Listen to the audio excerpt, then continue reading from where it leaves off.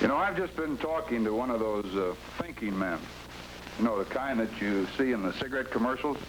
This fellow, being one of our fine Plymouth All-Star salesmen, and being a thinking man, so to speak, feels very positive about the demonstration ride.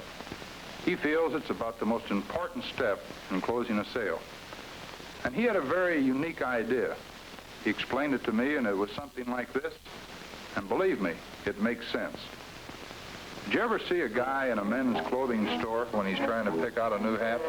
Well, he'll take the longest doggone time you can imagine, just standing and staring at the merchandise. The thing that's bothering him most is that he just can't figure out which one he'll look the best in. That is, until the salesman helps him make that decision by having him wear the hat and telling him what the hat really does for him. What does he see in that mirror? Oh, he sees himself, sure, but not as others see him. No, sir. Right now, he's, well, president of the local bank, or a diplomat on call for the State Department. Who knows, this purchase might make him the new Bat Masterson. And just a couple of minutes ago, all the hats were lookalikes to him. But trying one on has made the big difference. By golly, this hat makes him look like he wants to look. It does something for him. You think the same thing doesn't hold true when he looks for a new car? You bet your life it does. On the street, he sees model after model.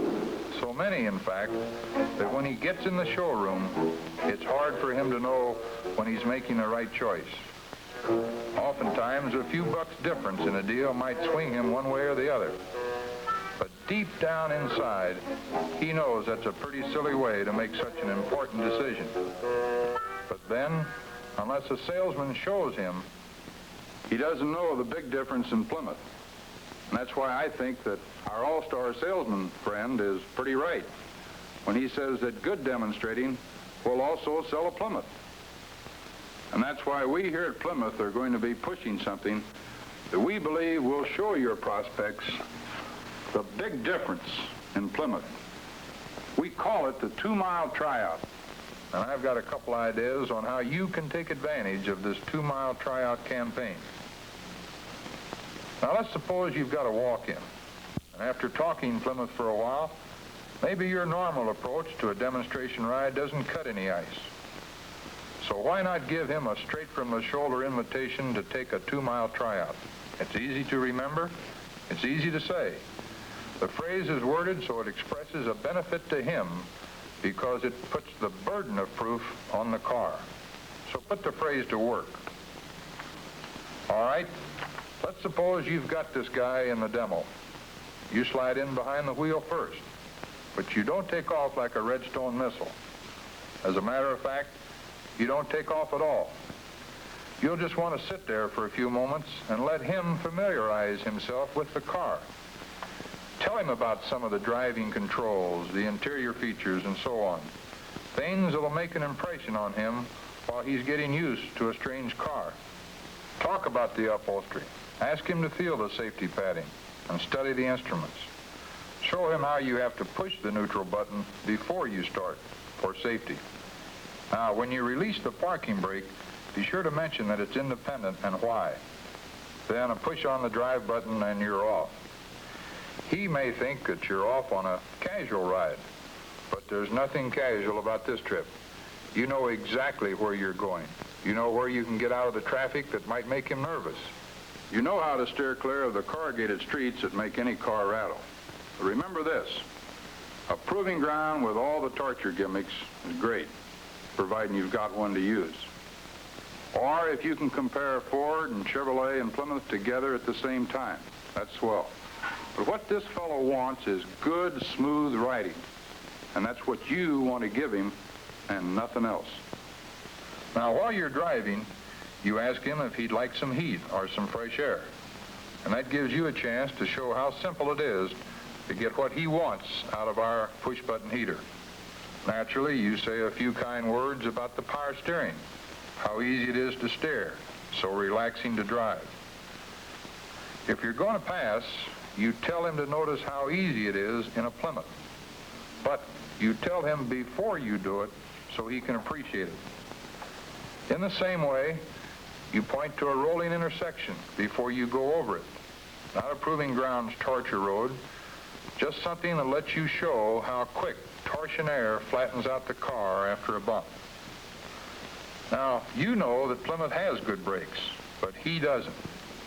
So you ask him to watch how straight it stops when you hit the pedal hard.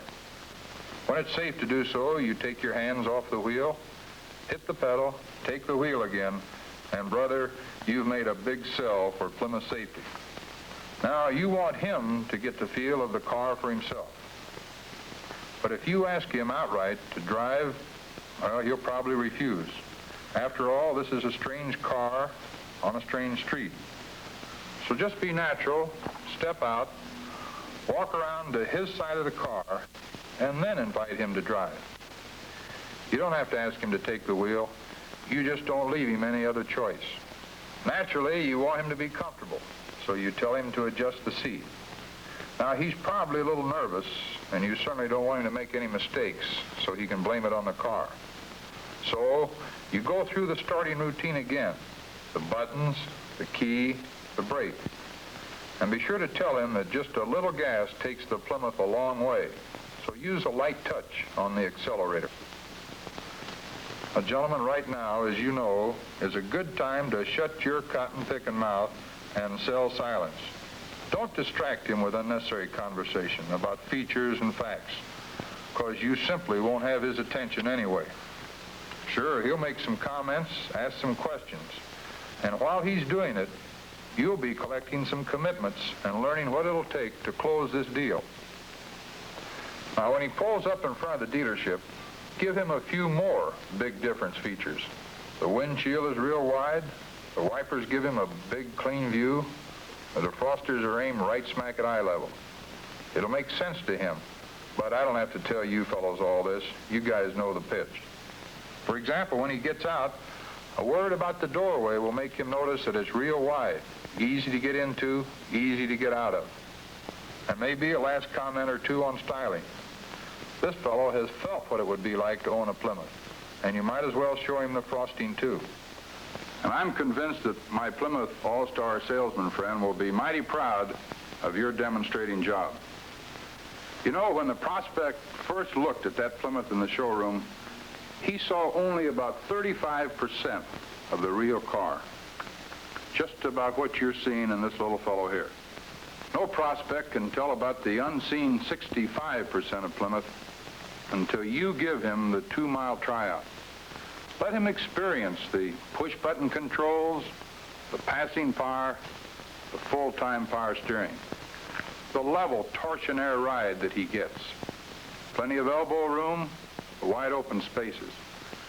Let your prospect get behind the wheel of an automobile that was built to be driven. And once he has seen that 35% and felt and experienced that 65%, once he drives a Plymouth, once he feels the big difference, he'll have all the reasons it takes to buy a Plymouth from you.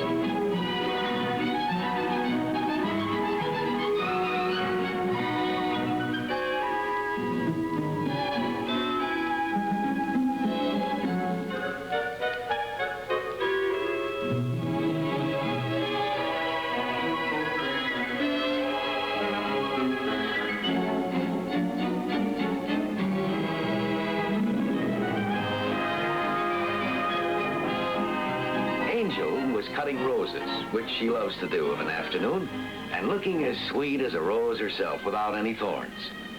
When I got home that day, I was feeling finer than a needle shower. It was one of those times when everything feels right. Appearances are deceptive, though.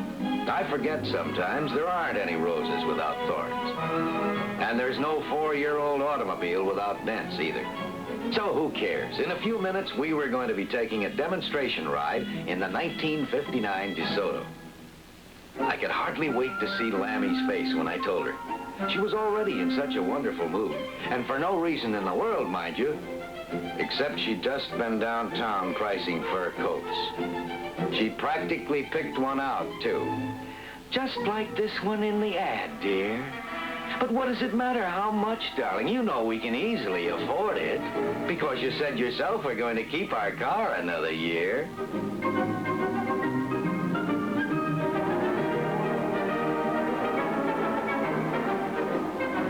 Those who understand the matrimonial code know that when the lady of the house begins to telegraph with 1 foot, then is the time to climb a tree.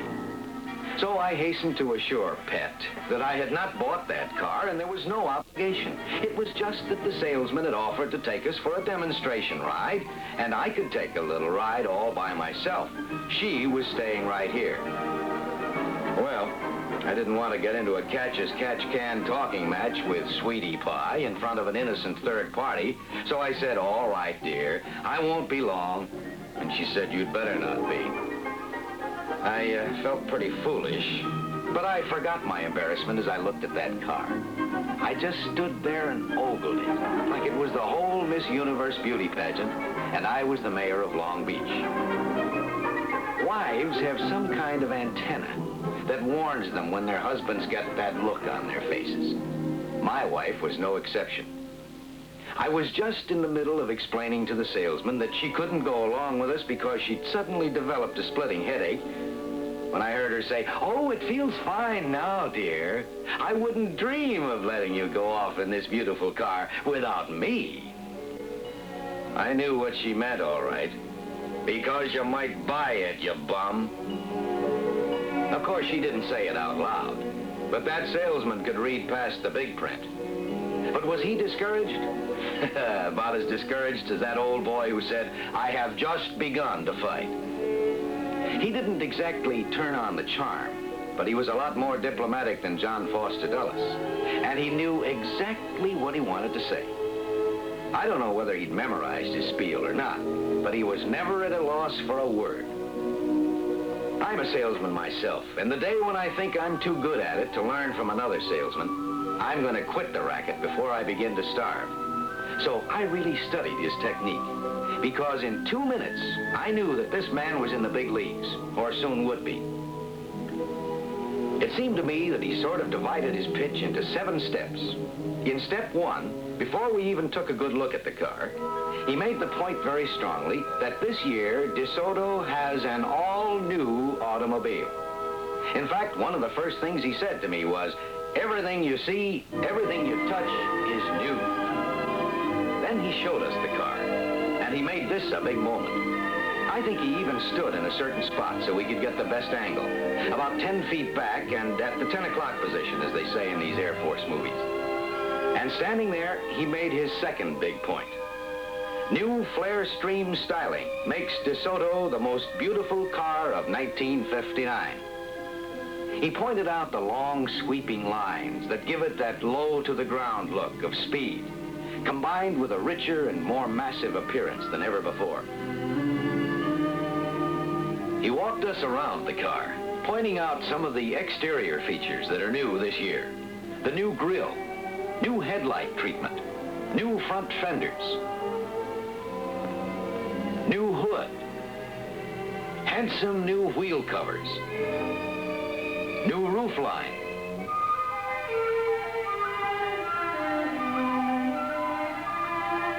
new tapering rear deck, and further refinements in the beautifully integrated rear section of the car, such as the shadow box license plate holder. The third point he stressed very strongly was the big news under the hood. It includes not only the great turboflash engine, exclusive with DeSoto, and stepped up in power again this year, but exciting news about the Adventurer engine, which was available last year only on the premium-priced Adventurer model. In 1959, this fabulous, hotter-than-ever racing car power plant is optional on every model in the DeSoto line. And he pointed to the handsome medallion, which tells the world that this car has that Adventurer engine under the hood. Then the salesman moved on to point 4 of his 7-point program. A natural follow-up to the engine story, it was the story of America's safest and smoothest ride, a level cruise ride, made possible by the greatest automobile suspension system in the world, torsion air suspension. And this year, something has been added to torsion air. New automatic load-leveling rear air cushions. A combination created exclusively for DeSoto and guaranteeing, as he said, the smoothest ride you've ever taken. Now he was ready to have us get into the car. And the way he handled it, this was the biggest moment yet. The first truly new seat since the automobile was invented. It's called the Sport Swivel Seat. And believe me, it's going to make a big hit with every man, and especially with every woman who rides in an automobile. He was very canny. He invited my wife to get into the front seat. And right away, I saw why. My little woman made just one remark, but I knew it meant a lot. Why didn't somebody think of this before?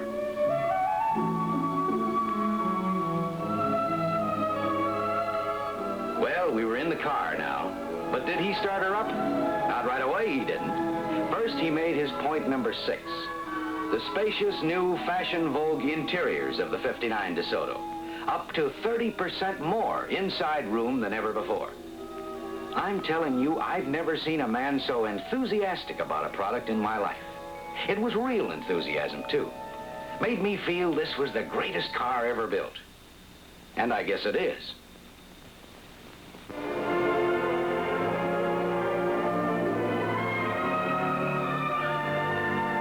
Then we started out. And now came point 7 in this master plan of attack. And this was the biggest and best one of all. It was simply demonstration. Because, he felt, the 59 DeSoto can sell itself through demonstration.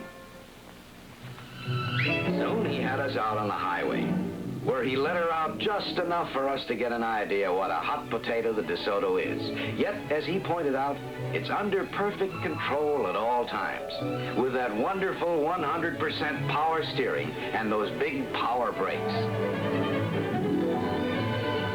Then he took us out in the country, and I braced myself when he went into a sharp, unbanked turn without slowing up.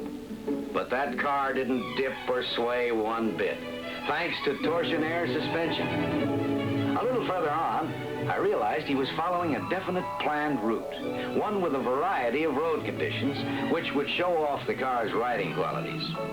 He was driving us over a real rough road now, one I'd have stayed clear of in my old car. But the way those bumps seemed to flatten out was like magic. That was torsion air again, the finest suspension system in the world. By this time, I was getting restless. I wanted to drive the car myself, and I said so. That was fine with him, so he stopped.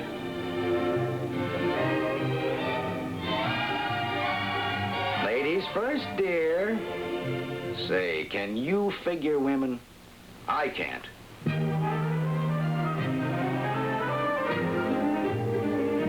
I have to admit it was a wonderful ride. And through it all, that salesman never missed an opportunity to sell us the features of that car. He made every moment count, all right. He pointed out all the automatic features and all the interior styling features. And there were a lot of them, some big and some small. But you can never tell what little thing will put a sale over, especially with a woman. Well, I finally got my turn at the wheel. And believe me, it was worth waiting for. I never handled such a responsive car in my life. And when he told me the horsepower rating, I knew why. By the time we were heading for home, There didn't seem to be another thing that salesman could say. Then he began asking me questions. And when he asked how soon I'd like to have it delivered, I suddenly realized he was asking for the order.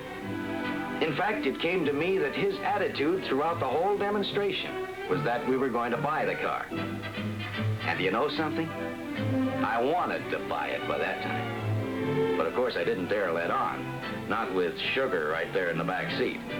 So I got us home as quick as I could. And in a DeSoto, that's pretty quick.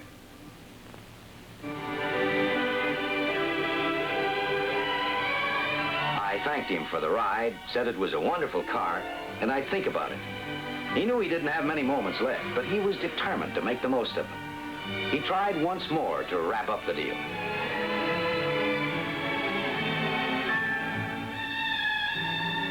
Well, it hurt to do it, but I told him I guessed I wouldn't trade for a while. And what do you think that fella did then? He thanked us for the time we'd given him, and I thought he was leaving. If he had left, well, we might still be driving our old car. But he had one last moment left, and he made it count. He came back with a brochure showing the whole DeSoto line, in case you wanted to think it over further, he said. And then, as he started to turn away, and you could have knocked me down with a truck, I was so surprised, darned if Angel didn't stop him and say, "Could you deliver one that same color by next Monday afternoon?" "But lovely, what about your new coat?" "Don't worry, dear. My old one will last another year." Honest, I just can't figure women. Can you? Well, never mind. Anyway, that was a mighty big moment for me. And for her, too, if I'm any judge of what makes a female give up a new fur coat. And the salesman? Well, his 7 selling steps had really paid off. He'd made every moment count. Could there be a bigger moment than this for him? Yes, maybe so. If I know salesman, it was an even bigger moment when he walked in and put that order on his boss's desk. Yes, sir. For that salesman, I'm sure that was the moment that counted most of all.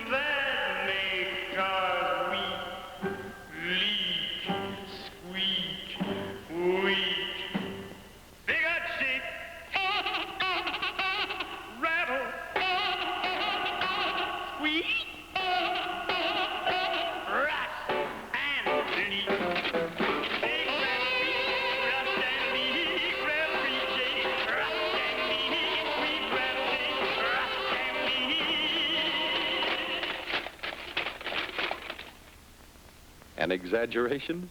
Naturally. But when you set out to put an end to shake, rattle, and rust all the way, it's a good idea to think of them as just that bad. You need new thinking, new engineering.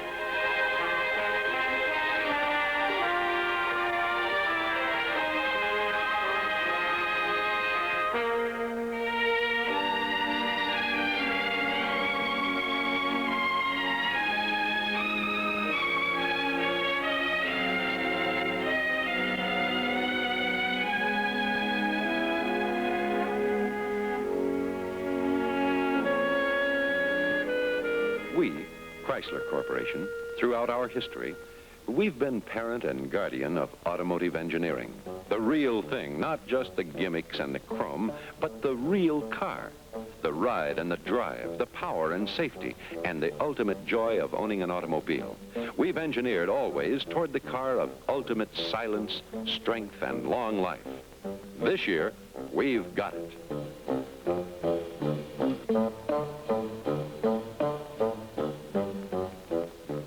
For years, car makers bolted a light, flexible body to a heavy but still flexible frame.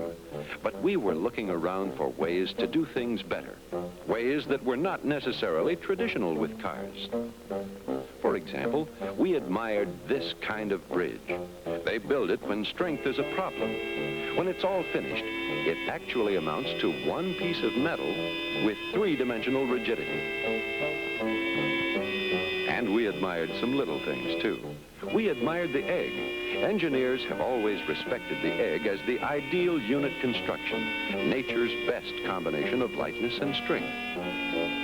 We wanted to put wheels on it. Unitized bodies had been built, of course, but they all came equipped with some special problems.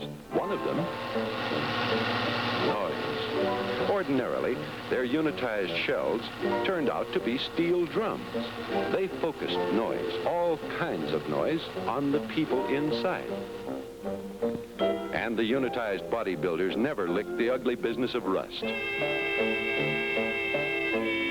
When we commenced planning for the 60s, we needed more than the ordinary tools of the engineering trade. We had problems to solve, and the prize was the perfection we knew could be engineered in a unit body. We knew we could do it. We have a reputation. We've been there first and best more often than any other builder. And now we were pledged for the 60s never to shortchange a design for the sake of time. But something had been happening to time. We were making it happen. We built the Redstone. We built the Jupiter. And we built the mighty Jupiter C that put the first American satellites into orbit. But before the Redstones and Jupiters, we had fired hundreds of others that were never built. We fired them on electronic computers. We fired them with a roar of arithmetic that would have taken us 100 years with pencil and paper. Before we built missiles, we knew them inside and out. And when we did build them, they worked.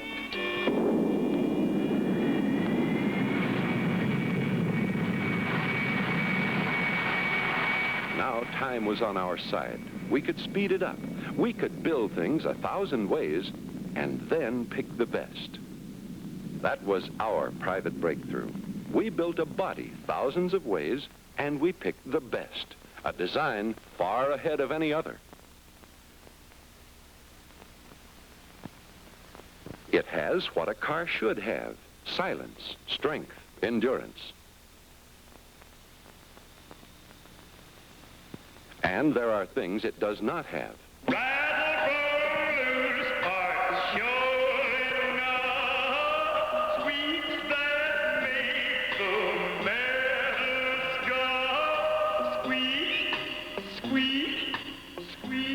Our big idea starts as simply as this. Two pieces of metal can make noise. One can't. We wanted the one-piece 3D strength of the bridge we admired. In simple terms, this kind of bridge. We wanted a body that was a frame, a solid bridge of a car. And on our computers, we built and tried them by the hundreds. We invented a new plastic to use in model making, a plastic that behaves like scale model steel with 1/500th the strength, 500 times the flex. We imitated in miniature the structural designs we liked. We built cars and found out what they could do times 500. We made them one piece with plastic welding. And the welds, too, were 1/500th the strength of welded steel. And we tested them. We applied some scale model twists. We weighted down a front corner and measured minutely the effect on the body. Then we added more weight.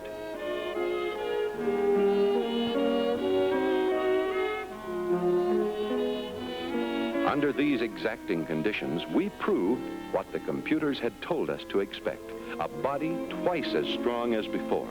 So we went ahead with what we knew was a body that would meet all the demands of the 60s. One unit with a frame flowing into and becoming a part of the body, below and around and up and over. This is our unibody. To build it, we had to rebuild the plants we had, even build new ones.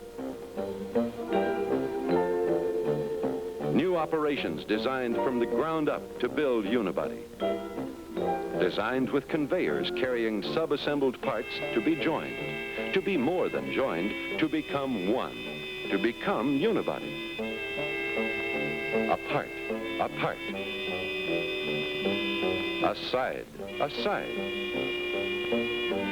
From the left, from the right, come together with the floor pan and are locked in perfect alignment.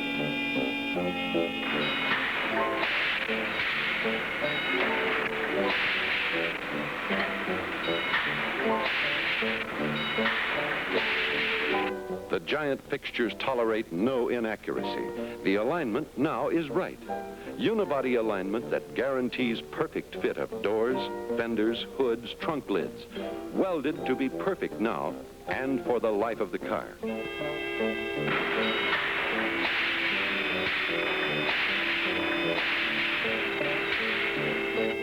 They're no longer merely assembled parts. They are one, welded into one body that is stronger than the sum of its parts. Now is the time when we protect their built-in strength. Protected against what? Rust and leak that make cars weak. We've stopped leaks. Chrysler Corporation is the first to apply a new liquid gasket, to apply it by automation. Then we heat it up, and it expands once and for all to form the perfect leak-proof seal at each and every joint.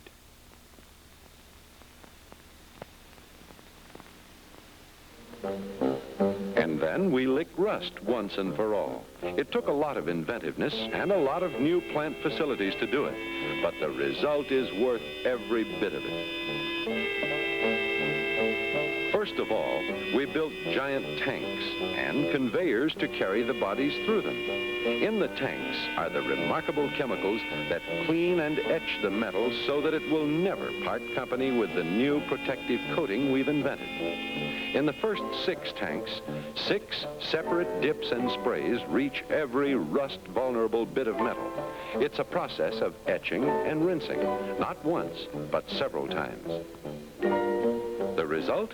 A chemically sandpapered surface, ready to take hold of Chrysler Corporation's rust-preventing plastic coating.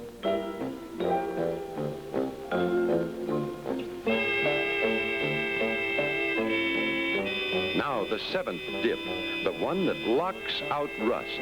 The plastic coating sheathes the surface. Under, into, over, around every one of the critical spots we used to call rust zones, protecting the body from rust for the life of the car.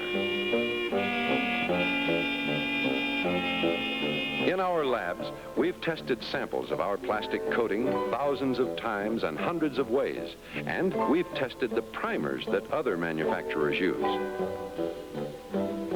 Here's one test that says it briefly. A highly concentrated salt solution goes to work on a set of samples, our samples and other people's. Here again, we're turning time ahead, giving these samples 10 years of road life that's rougher than real conditions on the saltiest streets in the world. The good-looking sample in the middle, that's ours. Now, look at something else Unibody does not have.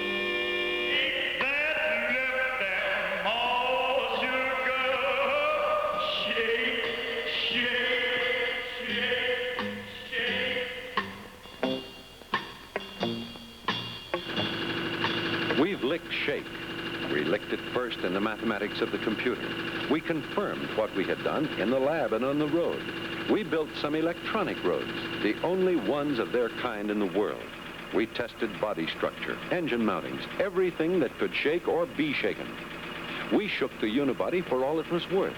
Electronically, we tuned it to the solid kind of quietness we wanted. Here's a simple test. That's sand. And this is a perfect imitation of driving on cobblestones. The sand, it stands still.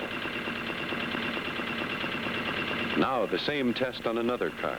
And again, the same imitation of driving over cobblestones.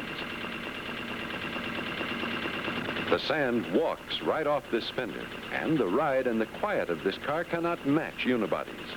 So in the 60s, we're done with the weakening effects of rattle, squeak, and shake, and with their annoyance. But that's not all. We're done with annoying road noise, too.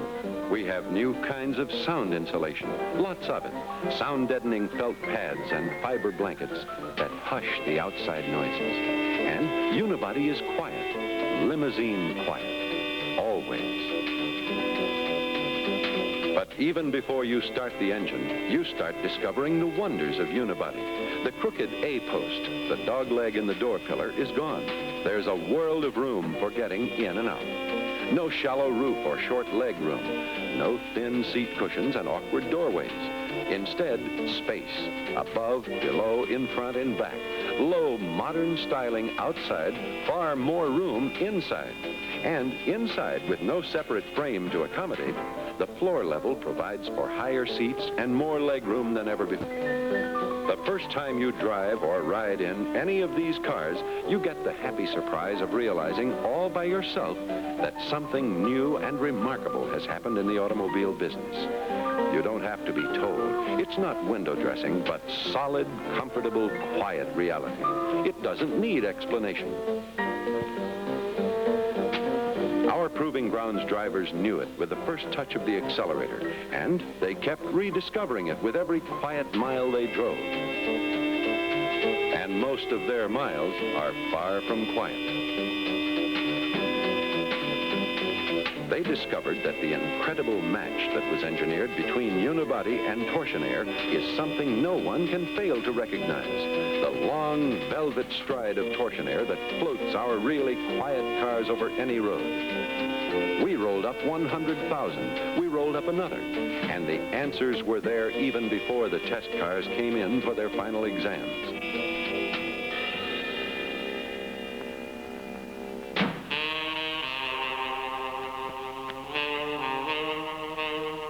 Did they come in looking like some of these familiar 50,000-mile veterans?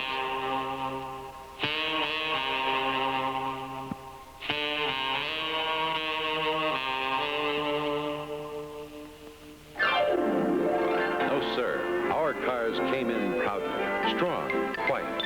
After 200,000 miles of highways and the Proving Grounds special kinds of torment in every sort of climate, unibody was unbeaten.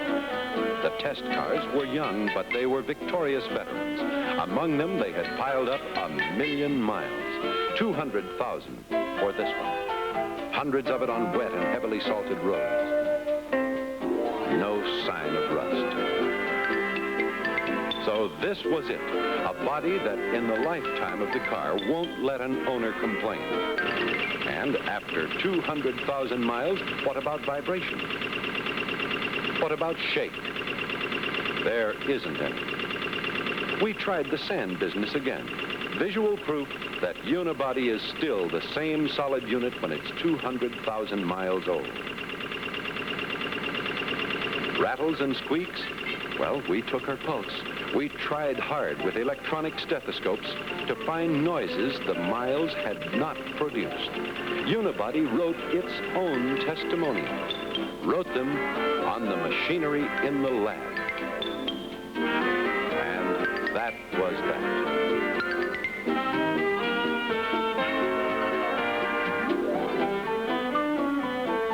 What's the payoff? For most people, it starts with the first ride, the first drive. It starts quietly, and it goes on quietly for a long, long time. We've tried to describe to ourselves the feel of these cars. all of us have. The engineers, the drivers, and others whose interests are not technical at all. And what we say is nearly always the same. You have never been in a solid car before. You have never felt this kind of quiet independence from the road. It's easy to feel, and it's easy to sell.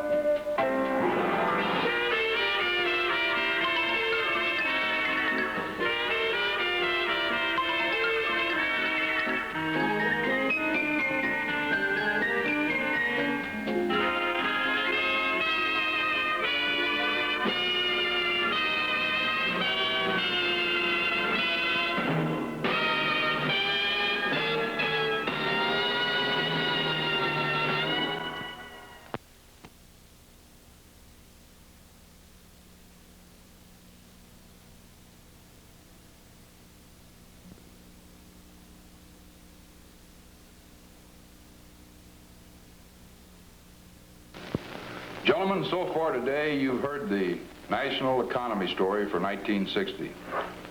And also let me say to you that we have increased our production schedule of quality cars to meet the demands of that big market.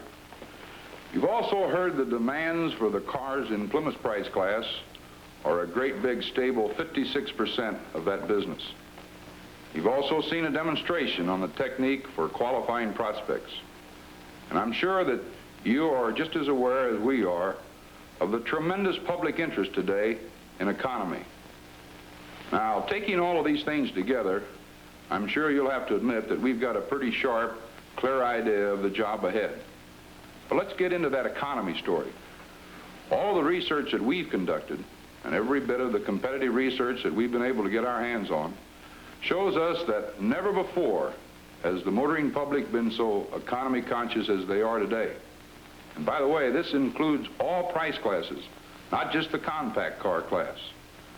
Now, sure, the public knows all about the mobile gas economy runs, and we're proud that Plymouth has won this year after year, and I might say we intend to win it again this year.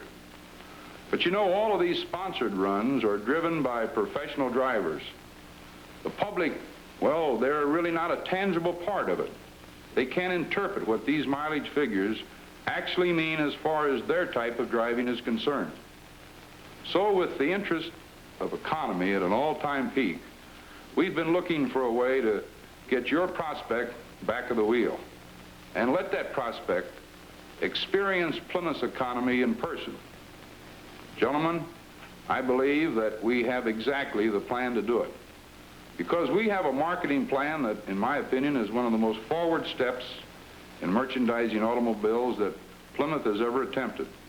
And right now, I want to show you how the public's going to learn about this marketing innovation.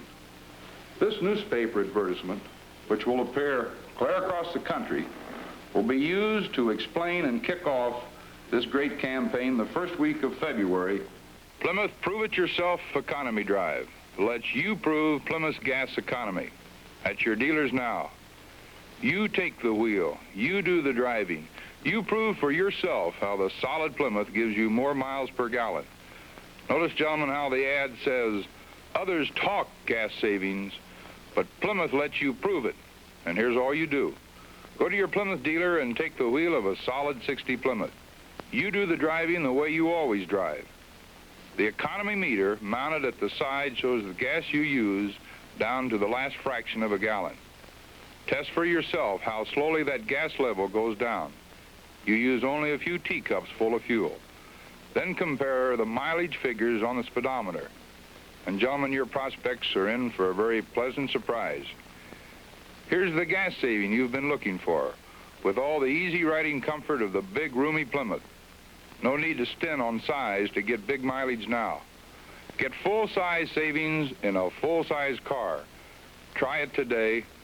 Solid Plymouth 1960.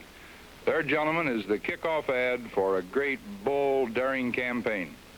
Gentlemen, that is the public announcement of a marketing promotion that we feel will generate a lot more benefits than are obvious at first glance. But let me say this campaign is big, it's bold, it's unique, it's dramatic, and it's also confident. And more important, much more important, this campaign is different from anything else that we or anybody else has ever done on a national scale. It's going to build a lot more than showroom traffic. I'm sure you'll remember the Big Difference promotion that we had last year. Well, the Plymouth Prove It Yourself Economy Drive promotion is going to be a whole lot bigger. How much? Not twice as big, but no less than 3 times as big in action, in pulling power, and more important, in results than anything we've ever done. But gentlemen, the key to the success of this whole promotion are you salesmen sitting right out there. Now, to help you, we've developed many merchandising assists in this entire program. One of them is designed to show you exactly how to conduct an economy drive such as the one we're talking about. I'm sure you gentlemen are all familiar with Pete Hansen, who represents us so very well on our TV show every Monday night. Now, Pete was quite concerned that he know exactly how to tell this story to the millions of people. So Pete came back to Detroit because as a good salesman, a sincere salesman, he wanted to know the facts about this Plymouth Prove It Yourself Economy Drive. When Pete came into Detroit, we put him in touch with one of the men who is probably most responsible for the great economy that is built into the solid 60 Plymouth. And that was our chief engineer, Jack Charapar. I'm going to ask you gentlemen to watch very carefully and see the way that Jack Charapar not only presents the Prove It Yourself package, but Jack also takes full advantage of the opportunity to tell the complete story of the great solid Plymouth for 1960. Watch him. Well, that's the story, Mr. Charapar. If I'm going to sell Plymouth's Prove It Yourself Economy Drive on the air, I've got to know what I'm talking about. Well, I think we can explain that, Mr. Hansen. But first, would you please call me Jack, and may I call you Pete? Well, it's fine with me. Look, before we start, you probably know what's been going on in television and radio. Is this test rigged? Well, no, but the cars do have to be properly conditioned. Here, let me show you what I mean. Fine. Naturally, every Plymouth dealer and salesman will want to be sure that his car is delivering the economy that was designed into it. That involves some very simple, yet effective preparation. First of all, the car has to be properly broken in to make sure that the rolling friction is at minimum. Now, that makes sense. In addition, brakes should be adjusted to make certain that they're not dragging. Wheel alignment should be precise to make sure the tires aren't being forced laterally along the road. Even new tires, by the way, have high rolling resistance, should be broken in with the car. And of course, they should be inflated to recommended pressures. That's wonderful. Getting a capsule engineering course. Not quite. But this is the preparation we recommend if the car is to deliver the kind of performance that was designed into it. Perfect engine tune is another item if the engine's to contribute its part to the overall economy story. For example, carburetor, ignition, distributor should all be set to recommended factory settings. After that, the car is all set for the installation of the mileage meter. That's that jar up there. Right. It's connected right here at the fuel line at the carburetor. The kit contains simple instructions. Installation takes only about 10 minutes. Okay, Pete, get behind the wheel and we'll do a dry run. A dry run? Yes. I'd like to take you through every step of the procedure. Then, if you'd like, we'll go out on the road and actually do a live test. Oh, fine. Good.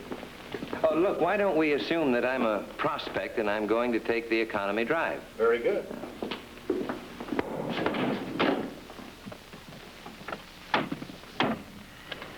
Well, first of all, Pete, you'd probably not like that cigarette. For safety, the salesman should caution against smoking in the test car. Okay, no smoking. Fine. Then before we start to measure miles, we let the prospect drive a while, about 5 minutes. Why is that? Well, it gives the engine a chance to warm up, and the rest of the car, too. And make sure the test isn't run with the automatic choke partially on. That's an important point to remember, and to explain to the prospect, too, huh? Right. Now, at this point, the salesman should start coaching the prospect on ways and means of getting the most mileage on his run. You mean caution him against such things as jackrabbit starts? Exactly. And tell him that if he stretches that fuel with easy, steady action on the pedal and avoids quick stops and starts, he'll get a lot more mileage. You save fuel, too, by judging the traffic pattern ahead, keeping your eye on stoplights so that you can time them to keep a steady speed on through. Or as a second choice, coast into them. Slow down without braking, then come back up to speed. Easy. It's just a matter of anticipating the traffic conditions and driving accordingly. I'd certainly call his attention to the fuel that's wasted as a result of hard braking. And right now, of course, is a good time to get in a plug on the safety of Plymouth's total contact brakes with the 2 hydraulic cylinders in front, where most of the stopping is done. A Plymouth exclusive in its field. And of course, torsion air suspension makes all stops and starts flat and level without dip or dive. Sure. But the main thing to get across is the point that stops, especially hard stops, waste fuel, because you have to get your car back up to speed. And it takes more fuel to do that than to cruise at a steady pace. Seems to me those are all good driving hints any prospect would appreciate. I would say so. Well, now let's assume we have the car properly warmed up. Now we're ready to start the test. That's fine. That's what I want to find out about. Oh, here's something I forgot about. Oh, what's that? It's a special booklet the salesman gives to the prospect before he leaves the dealership. The booklet explains just what the Plymouth Prove-It-Yourself economy drive is and how it works. It tells about how the quart container is used to actually measure 1 quart of fuel to the engine during the drive. The center sections of the folder tell the reasons why the 30-day Economy 6 is so economical. I see the Fury V800, the Golden Commando, and the Sonoramic Commando are also featured here. Then down here are spaces in which the starting mileage and the finishing mileage are filled in. The first figure is subtracted from the second to show the mileage traveled for 1 quart of fuel. Then that's multiplied by 4 and entered in this space to show the mileage that would be obtained if a gallon of fuel were used. That's pretty good. What's on the back here? Back there, it tells about all the advantages of Plymouth's DuraQuiet unibody, the rust protection, which means more economy in still another way, and all about Plymouth's comfort. And I see we've got gas mileage tips, too. Yes, these are essentially the fuel-saving tips I've been telling you about. Now, with the engine fully warmed up, you fill the test container. It's done by turning this fuel switch, located on the instrument panel. First, it's set to fill with the car stopped, but with the engine idling. This fills the test container with exactly 1 quart of fuel. When the container is full to the top, so that the fuel is just passing out the overflow pipe, the switch is set to test. In this position, the measured quart of fuel is being fed to the engine. The prospect starts his test drive with a switch in this position. He drives until the quart of fuel is exhausted. This is shown in the test jar the instant the fuel level passes out of sight down the supply tube. When this happens, the salesman does 2 things. First, he turns the fuel switch to run. The car engine would die if the switch were left in the test position after the jar is empty, since it cuts off all gas from the tank. Then the salesman asks the prospect to read aloud the odometer mileage, which the salesman enters in the folder. If the starting mileage was 2,702.8 miles, and the mileage at the end of the test were 2,708.4, and the mileage obtained on a quart of fuel is the starting mileage subtracted from the finishing mileage. In this case, it's 5.6 miles for a quart of fuel. Multiplied by 4, that makes 22.4 miles, the mileage that would be obtained on 1 gallon of fuel. Jack, that's terrific. Yeah, I'd like to take this test out on the road. We will in just a minute, Pete. But after the prospect makes his economy drive and we've logged his mileage, then we tell him to try Plymouth's performance. We never mix the Prove-It-Yourself economy drive with a demonstration of performance. For obvious reasons, the two just don't go together. Now that you've had your dry run, Pete, let's go out on the road and see what kind of mileage you can actually record.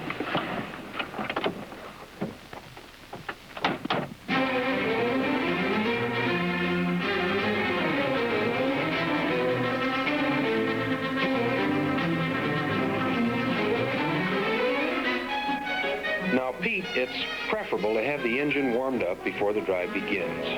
Then a few miles of driving will warm up the tires and the rest of the chassis.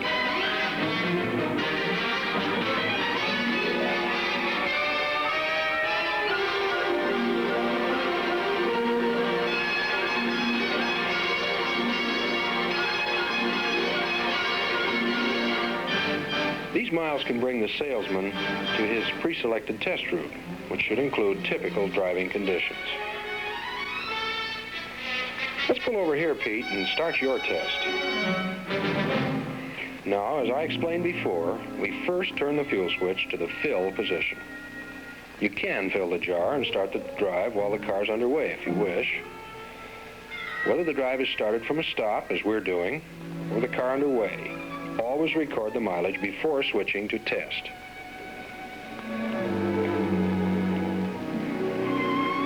The jar is full when the fuel begins to run out the overflow pipe. With the jar full, we switch to test and begin the economy drive. Remember, Pete, easy does it. This is no place for jackrabbit starts or panic stops. And remember the other good driving tips, too. The average drive will take about 10 minutes. The prospect may want to try it more than once to improve his score. This gives him more actual driving experience with a new Plymouth, too, and gives the retail salesman a good opportunity to describe the quiet, solid feel of the new Plymouth.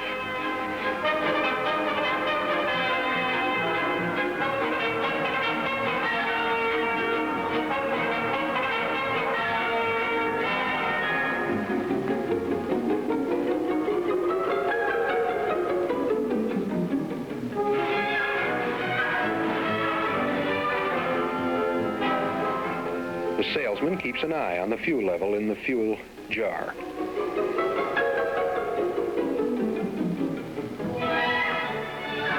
And when the jar, including cap, is empty, the salesman turns the fuel switch to run. He jots down the odometer mileage and figures the score. And now, Pete, let's take your score back to the office. Boy, Jack, that's a terrific demonstration. It is, Pete. Now I'd like you to write down the score you just recorded on this wall chart here. All Plymouth dealers will have one of these on display so prospects can see how friends and neighbors did on their economy drive. That's a good idea, but just between you and me, Jack, wouldn't anyone get a good fuel mileage score if they started out with a well-prepared car and drove as carefully as you showed me how to? Sure he would, Pete. But as a Plymouth salesman, I could tell you that with the same conditions, and regardless of the score you achieve, you went farther on that quart of fuel in the Plymouth than you could have in any other six-cylinder car in Plymouth's class. Now let me show you why Plymouth 30D6 delivers top economy. When a Plymouth salesman raises the hood on a new Plymouth 6, he's showing his prospect something that prospect has never seen before. The newest 6 in its field, and the only new 6 in the industry in the last 7 years. It's the one engine with the economy story right out in plain sight. With inclined design, we've been able to provide room to make the intake manifold passages longer. And here's what that means. In an intake manifold, the carburetor positioned here distributes fuel-air mixture through these branches to the individual ports on the cylinder. The problem, it's a classic problem in manifold design, I might add, is to get this carburetor to supply the same mixture to all the cylinders in a line. With a typical conventional intake manifold of the kind exemplified here by Chevrolet and Ford, we see that the manifold branches are of very unequal length. The result, the mixture requirements of the individual cylinders in the line are not the same. Problem, the carburetor has to be adjusted to deliver the richest mixture required by the cylinders in sequence. Result, reduced fuel economy. Not so with the Plymouth 30D Economy 6 manifold. For here you see the manifold branches are of more nearly equal length, and the result is we can tune the carburetor for more performance and economy by adjusting its mixture to suit the requirements of all the cylinders, which are far more nearly equal. Another thing, you notice here there are 6 individual intake manifold ports and branches in the 30D Economy 6 manifold. This is true on the exhaust side as well. 12 ports in all. In addition, note the length of these manifold branches. This length actually gives us semi-ram induction, or power tuning in the upper speed ranges. You can also compare the configuration of these branches and see the minimal flow restriction imposed by this kind of manifold. These are just some of the reasons why the others can't touch the economy and performance designed into the 30D Economy 6 manifold. It's a great economy story, Jack. I think so, too. Here's an easy way for the Plymouth retail salesman to remember this part of the 30D story, if he thinks of it in terms of the 3 E's. Equal length intake manifold passages for equal mixture to each cylinder, and that spells economy in capital letters. In addition, this manifold is aluminum. Hey, that's light, isn't it? It runs cooler and permits the engine to develop more power from each fuel charge. Let me look at this on the car again. All right.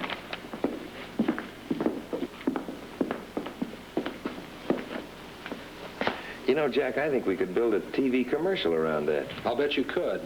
And the beauty of this is that the Plymouth salesman can show it to his prospect right here.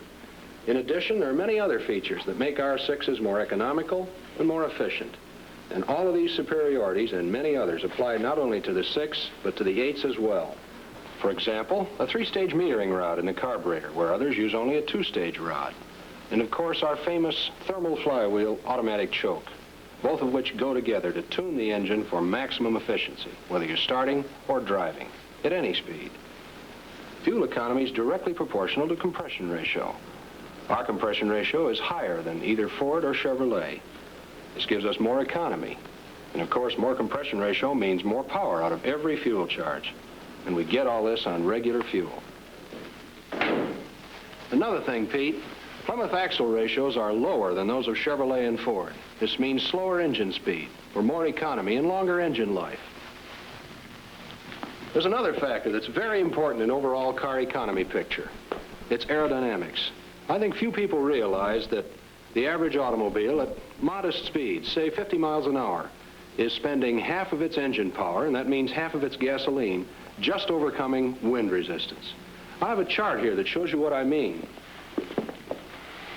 It shows the horsepower required to propel a car at any speed. Here's how it works.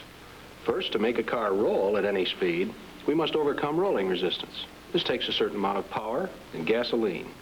At 30 miles per hour, for example, the cars in our field use as much as 5 horsepower just to overcome rolling resistance.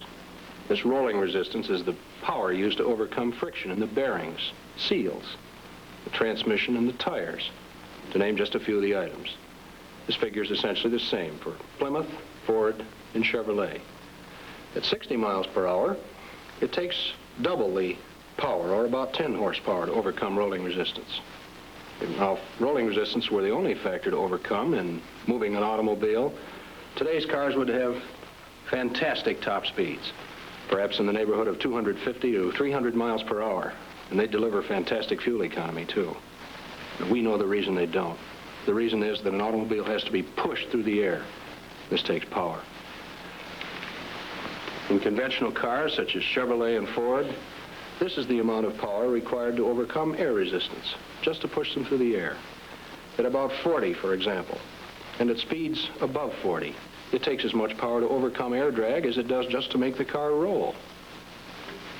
In conventional cars, this air drag becomes the major factor in determining the power and the gasoline required to propel the car. Of course, the more power required at a given speed, the less economy that car will deliver. Now here is the Plymouth curve. It shows graphically the lower horsepower required to propel a Plymouth through the air. You can translate Plymouth's lower air drag into greater economy at all speeds. Here at 65 miles per hour, for example, Ford and Chevrolet require 30 horsepower to overcome air drag. Plymouth uses only 23 at the same speed.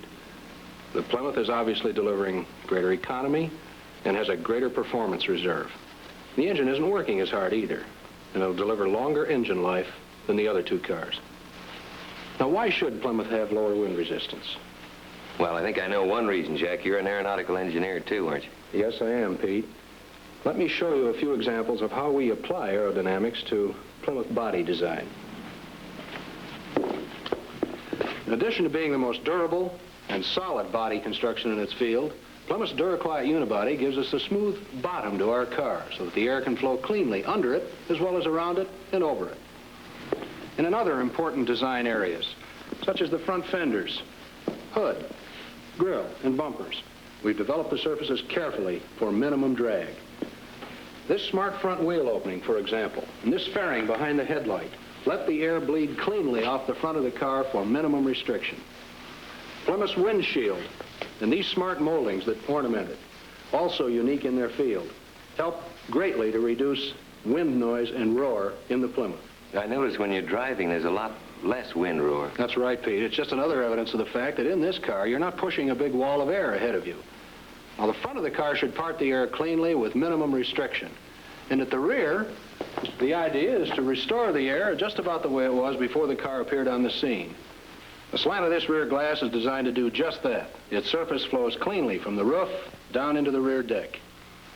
And this depressed channel between the fin and the rear deck to conduct the slipstream smoothly back into the wake of the car for minimum turbulence and air drag.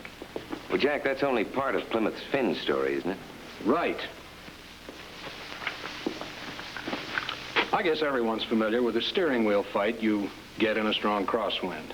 The car wobbles with each gust and wants to take off or turn with the wind. Well, a few years ago, we designed a car that nullified absolutely the effects of crosswinds. Instead of turning with the crosswind, this particular car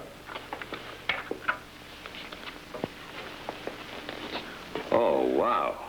the experimental A498 had a slight tendency to turn into the wind. It was a delightful car to drive because of its wonderful directional stability. Jack, did these big fins give you that stability? Yes, they did, Pete. But then a fin this size just isn't practical. So on our Plymouth, we have modified fins. If we were to cut them off and have only as much fin effect as Ford and Chevrolet have,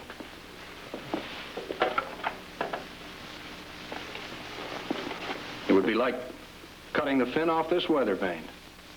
And our Plymouth would buffet around in crosswinds like Ford and Chevrolet do. But with the fin area Plymouth has, you can feel the big handling difference in crosswinds at the Plymouth wheel. You know, I've noticed driving my Plymouth on the freeway in a heavy crosswind, there's very little steering effort needed to maintain direction. That's right.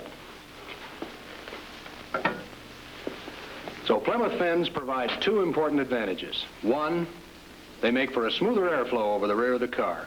And two, they minimize wind wander in crosswinds by improving the directional stability of the car. I never realized there was so much to talk about in fins. Actually, many people think of them only as a styling feature, and they are. But they do function, and you can tell the difference in a single ride. Pete, I'd like to show you some of the things we've been talking about on Chevrolet and Ford. Fine. Well, the first thing that strikes me, Ford and Chevy are lookalikes this year. Of the three, I'd say Plymouth is far and away the most distinctive. That's right. And neither Chevrolet or Ford can boast anything like unibody.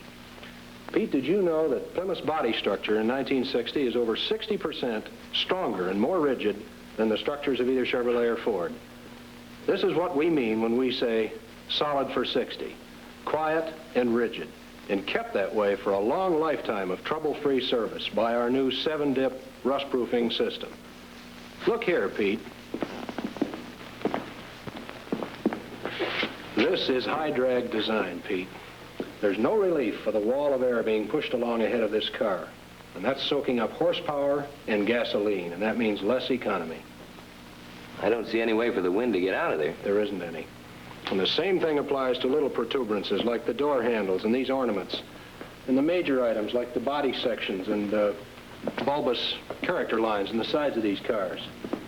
The sharp changes of direction the airflow must assume in passing over the roof and down over the rear deck on both of these cars accounts to a great extent for their higher air drag and lower overall efficiency and economy.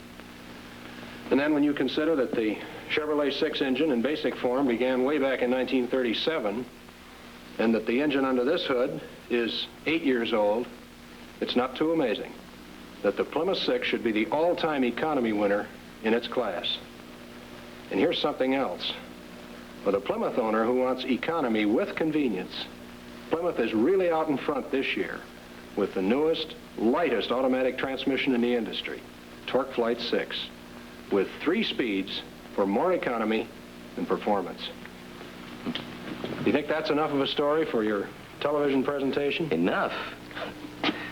Jack, I can't tell you how glad I am to have been able to get this story firsthand. You've given me a great background, not only for selling Plymouth's prove-it-yourself economy drive, but, well, all the other Plymouth commercials that will be coming my way as well. Speaking of coming my way, how about your coming out to California sometime? Doing one of these on the air. There you see what I mean. This prove-it-yourself campaign not only brings them in, but as you saw, it gives you, the salesman, a great opportunity to demonstrate the car and to tell the complete story.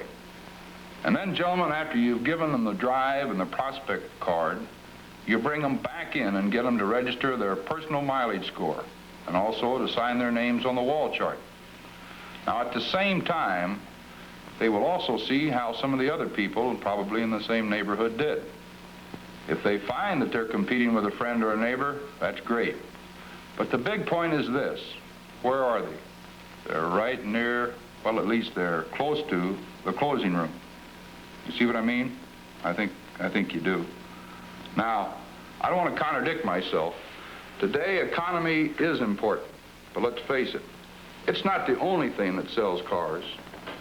So as a salesman, you as a professional salesman, you've got to tell a complete story.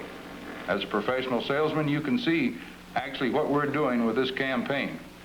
We're using economy, let's say, as an attractive device, and it's a great one, to get people to listen to our complete sales story. And more importantly to you and to him, to get them to listen to you during that all-important demonstration drive. You know, earlier in this movie, you saw a couple of sales aids that were used by Jack Cherapar and Pete Hansen. I've shown you a few minutes ago our announcement newspaper ad. And before you leave this room today, you'll see all the advertising and sales promotion material needed to make this campaign a great success. I'd like to take just a minute here and talk about a subject which every man in this room is vitally interested in, and I'm talking about prospects. Prospects, conquest sales. You know, in 1959, we had 2 direct mail campaigns designed for prospecting. First, last spring, we had a Big Difference campaign. And with that campaign, you received individual prospect cards for every individual name on the direct mail list. And then a little later on, we followed that up with another direct mail campaign at announcement time. It, too, was designed to bring Plymouth owners into your dealership. By the way, your reactions to both of those campaigns were very encouraging. You'll also recall that last year when we sent out the direct mail, we gave you the names of prospects in your selling area. And they were the names of all of the 56 and 57 Plymouth owners, plus the names of all the 56 and 57 Ford and Chevrolet station wagon owners. And that mailing amounted to about 1.5 million names. Now, in 1960, we're going to mail and you're going to receive prospect cards carrying the names of not just the station wagon owners, but names of all 1957 and 1958 Ford owners, the 1957 and 58 Plymouth owners, and also all the 1957 Chevrolet owners. Now, as I said, last year we sent direct mail to 1.5 million people, and that's quite a lot of people. But this year, we're boosting that total by 275%. That means that there will be more than 4 million direct mail invitations going out to more than 4 million hand-picked prospects who are owners of Fords, Chevrolets, and Plymouths. And remember that these 4 million car owners, who, like everybody else today, are very much in that economy-minded class. But that's not all. The first mailing will be followed by a second 4 million plus mailing. Again, these mailings will go to those same hand-picked prospects. Now, this makes a total of more than 8 million pieces of direct mail that's going to invite the prospect into your place of business. And speaking of your place of business, you realize, of course, that this year we have 30% fewer dealerships handling Plymouth. So your total will not be twice but 4 times as great as it was last year. You'll have 4 times as many prospect names.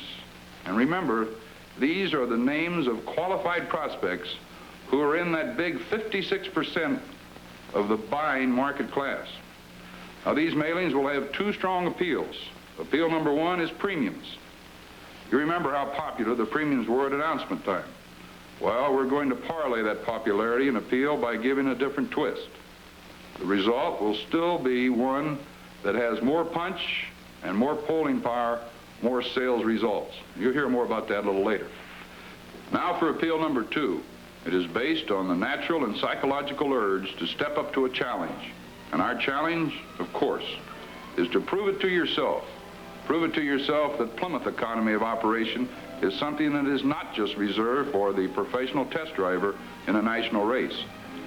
So all of these direct mail pieces that will be going out to all of these millions of prospects will carry the additional appeal of a challenging, enticing, fun invitation to come into your dealership and prove Plymouth's economy story firsthand.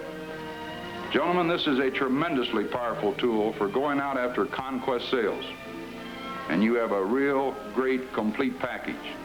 Now let's recall this. First, we are entering an economic era that the experts describe as the sizzling, the exploding, the selling 60s. Second, we have the best car in our history. It's designed with a primary appeal to today's economy-minded car-buying public. The third point refers to our position in the car market and the fact that 56% of that market is still dedicated to buying cars in the Plymouth price class. And fourth, we're going out to strengthen our position in that market with the most exciting, stimulating, and novel merchandising campaign in our history. And finally, we're backing that great promotion with $1 million plus prospect building direct mail campaign that is second to none in the history of our whole corporation. And I might say to you that that's just the beginning. But let's remember this. The key to the success of all of this, gentlemen, is right in your hands. It rests with the way that you use the names on those prospect cards and turn those names into people and those people into sales. Remember, these are logical prospects who have the money to buy and are already settled in that 56% of the market. So, gentlemen, it's up to you. You have something else. We have it. We have it together. We have a brand new fighting spirit, a competitive spirit that is already making itself felt in every state in the land. But it's up to you and I to back up that spirit with action, hard-hitting professional action that takes advantage of every tool we have, that takes advantage of every bit of professional skill that you and I can command to do the kind of a selling job that I know you gentlemen out there can do.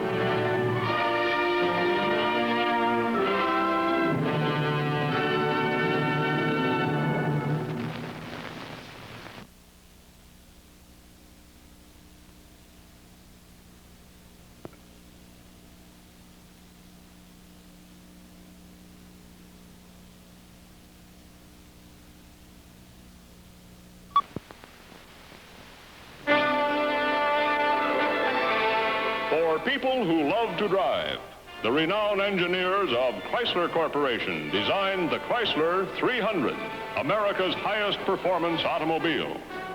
To describe and demonstrate the 300 for 1960, the 300F, here is Bob Roger, Chief Engineer of the Chrysler Imperial Division of Chrysler Corporation.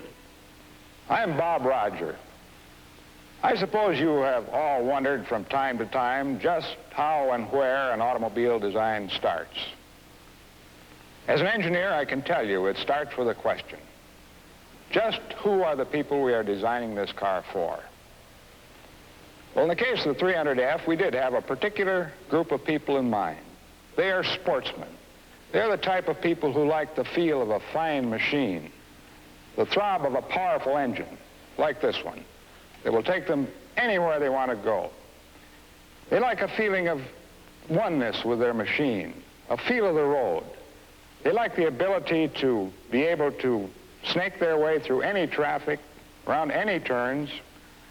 And I think if you're one of these people, you will appreciate what we mean when we show you some of the features that make this possible in the Chrysler 300F.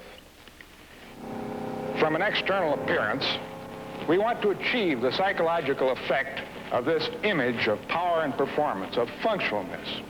We do this with a single massive air intake opening, a minimum of ornamentation, and a minimum of chrome moldings. Now for a moment, imagine yourself as driver of this automobile, and notice how this magnificent, unusual interior contributes to the overall theme of a functional, high-performance car. You'll notice a thrill of anticipation of things to come just in the appearance of these 4 individual bucket seats.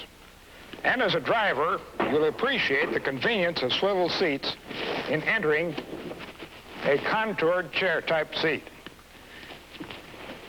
Once in place, the driver realizes that these seats aren't just appearance. They aren't just window dressing. You feel the luxury of 4 inches of solid foam and the shape of the seat contouring you and holding you in comfort and safety. Notice down the center of this car, the instrument console provides a mounting for an armrest that adds to the feeling of security, as well as a place for an ash receiver, window controls, and note too the tachometer mechanically attached to the engine that registers engine speed. Our instrument panel is the new Astrodome type with electroluminescent lighting. This provides for increased safety in night driving because there's less glare from the instrument panel. The numbers and decoration of the panel are lights in themselves. You know, to get the feel of this automobile and the thrill, you really have to drive it. Now, speaking of driving, let me make one point perfectly clear. The sportsman who buys this type of car wants a geared-to-the-road feel. This is accomplished in the 300F with a firm suspension. That is, heavy-duty springs and shock absorbers. You won't get a baby buggy ride in the 300F, but you will get one that gives you a feeling of security and a sense of safety in all types of driving conditions. But, of course, the story in the 300 is the engine. Of course, everyone expects unlimited power from a 300. And this machine really has it. You know, as long as I've worked on this 300 engine, I still get a tingle every time we open the hood. And you will too.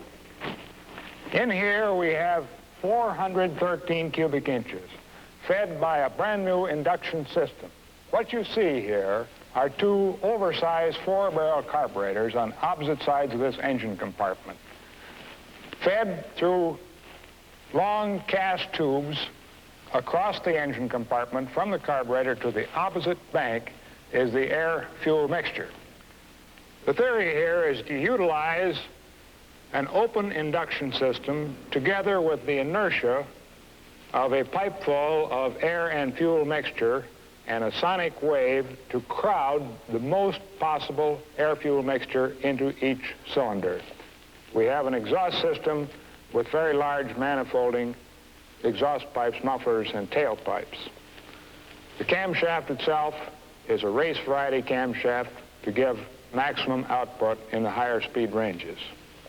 The engine itself develops, as a result of the ram manifolding, a peak torque that's about 15% higher than a normal engine of this displacement, and it develops it at a speed range where it can be best used for hill climbing and passing purposes.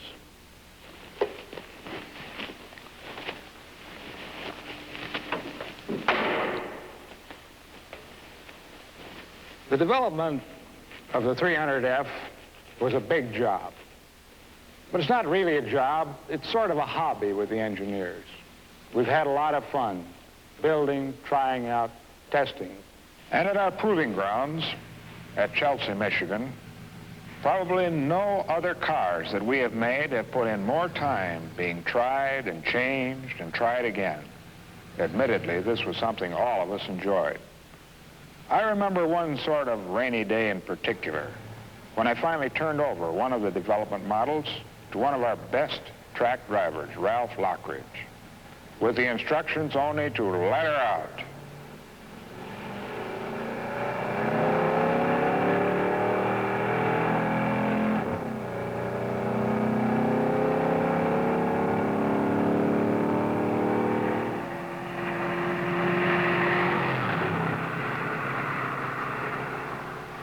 After Ralph had warmed her up on the big oval track, I timed his second go-around.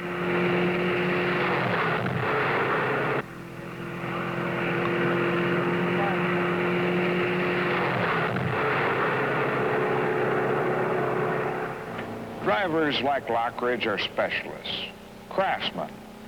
The sound of the tires in this high-bank concrete, the feel of the steering wheel at each speed, tell them more about a car in a few minutes than most of us can discover in a whole day. That's because they relate every new driving experience to hundreds of thousands of other test miles they've driven. And with Ralph Lockridge and every other driver who got his hands on her, the 300F was a love affair.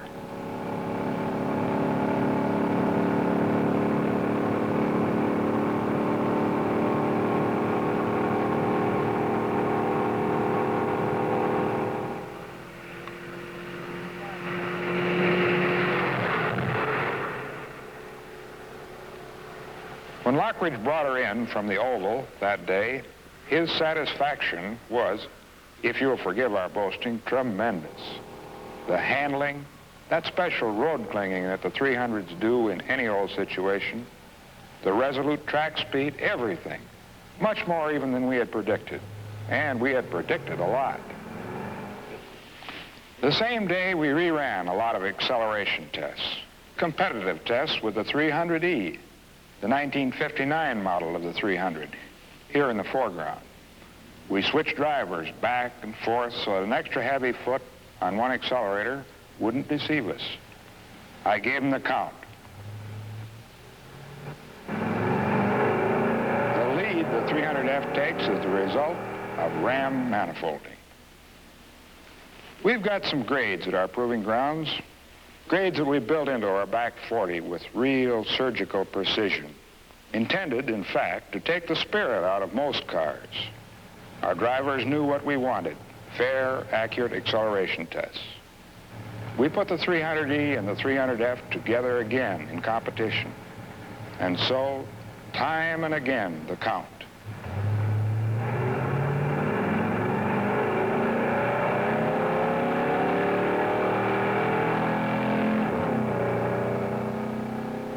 And time and again, the reward for a year's labor of love. The proving ground is a wonderful place for running controlled tests, as you've seen. We can do things there that you just can't do out on the busy highways. On the other hand, it has its limitations too, because there are driving situations that occur on the highways, different types of roads, and heavy traffic that we cannot duplicate on the proving ground. This experience, of course, is important to the development of any new car, and we get it. From the Chrysler plant in Detroit, the development cars go looking for it. They go out nearly every day, and they log thousands of miles of town and country, all the places people drive. The 300s are city-minded as well as sports-minded. Give them a stoplight, and when it turns green, they'll be away from it and up to lawful speed before anything else on the road, American or foreign-born. Give them an expressway, and their drivers are where they want to be, at speed, up ahead, safely in the lead.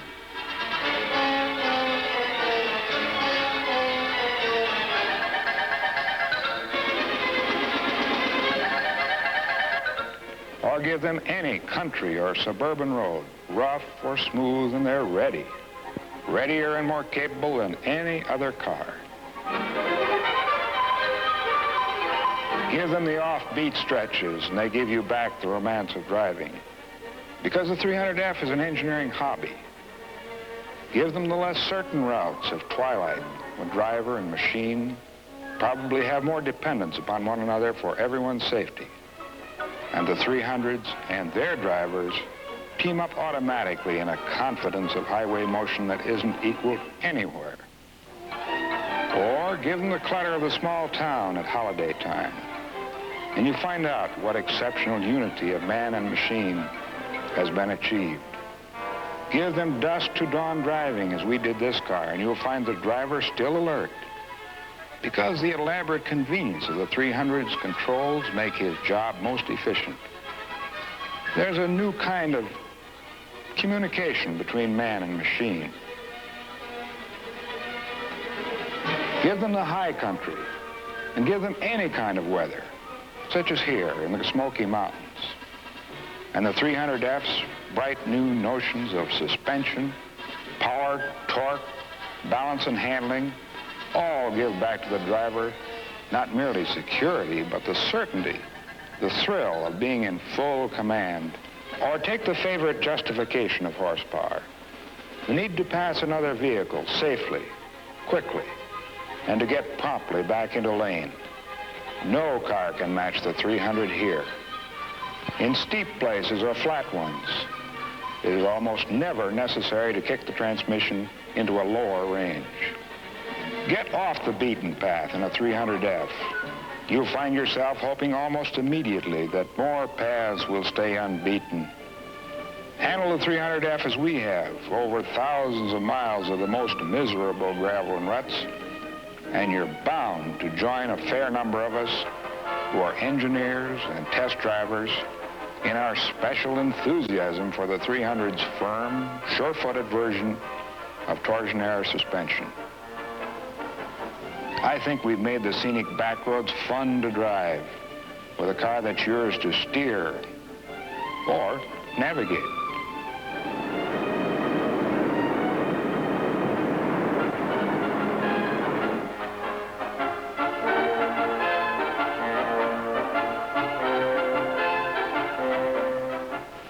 We sent a cameraman along on this particular southern route, looking, of course, for tough and scenic places, and assigned to wind up in Florida at Daytona Beach.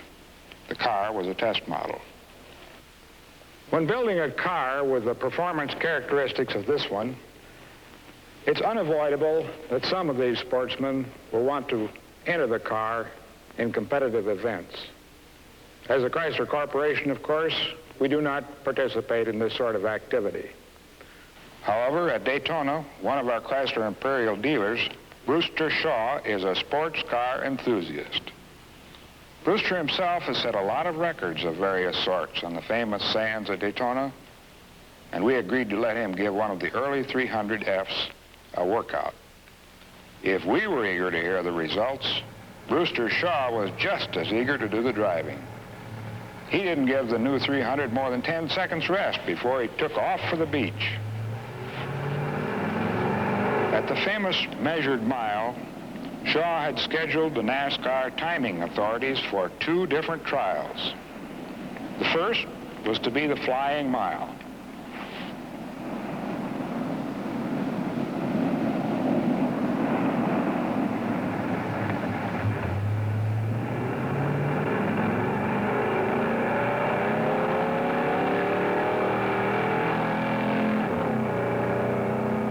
In the flying mile, a car is allowed a couple of miles distance to run up to its maximum speed before crossing the start line, at which the timing of 1 precise mile begins.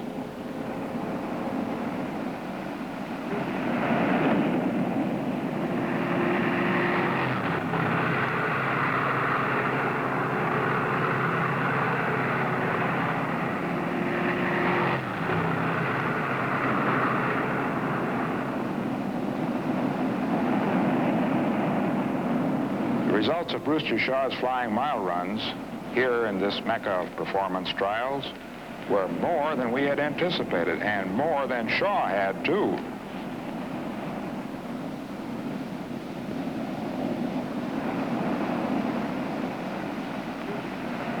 Then he tried the standing mile over the same route. Precisely 1 mile from a standing start in the sand.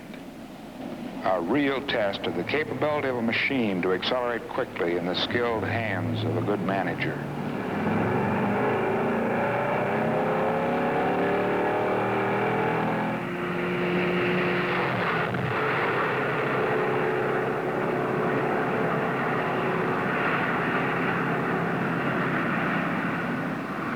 And once more, the 300F had proven itself. Perhaps such things are triumphs chiefly in the eyes of sportsmen. or sports car enthusiasts, but they're also potent demonstrations of the obedience and responsiveness of a great driving machine. Naturally, no record attempt was made with this particular automobile on the sand. It, of course, was equipped for road cruising and was not tuned for this type of competition.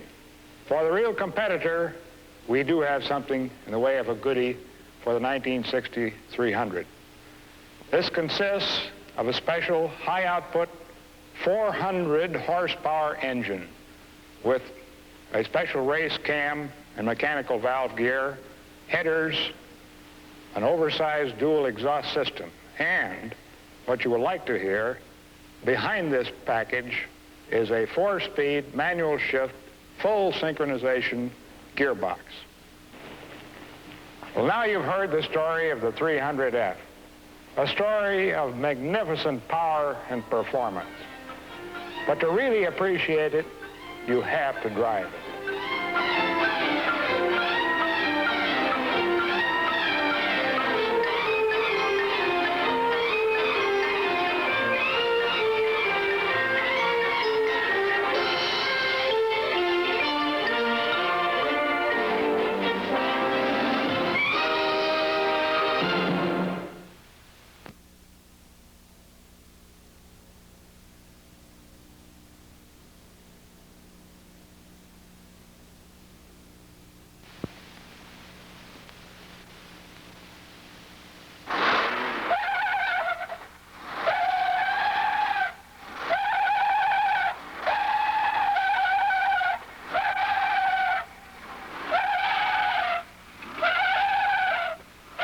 I wouldn't recommend trying this with your own car or demonstrator, but we want you to know how tough this car really is, how it can take it. The 300's a new top performance car at a popular price. They asked some of us test drivers at the Chrysler Proving Grounds to give it a rough performance workout, and hey, I look pretty good in a crash helmet, don't I? You can't tell I'm losing my hair. We put this 300 through the works. The roughest, toughest performance test possible. But the big thing we wanted to find out was how it stacks up against competition, like the BOP cars, Buick Invicta, old Super 88, and Pontiac Bonneville. The game was follow the leader, and I was the leader in the 300.